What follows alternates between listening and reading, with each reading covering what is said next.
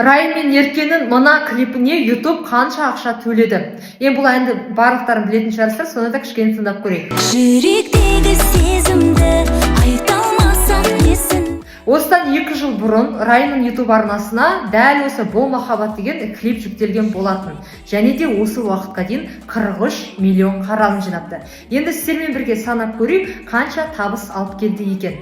43 миллионды бөлеміз 1000-ға, шыққан санды көбейтеміз 0,6-ға, 25.800 шығады екен, көбейтеміз, доллардың курсы 540, 13 миллион 900 мың теңге шығады екен. 2 жыл бұрын жүктелген клипіне YouTube 13 миллионнан жоғары ақша төлепті.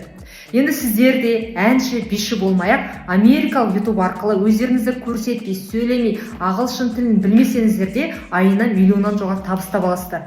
Осы америкалық YouTube туралы енді ғана біліп отырсаңыз, толық ақпарат қажет болса, комментарийға YouTube сөзін жазыңыздар.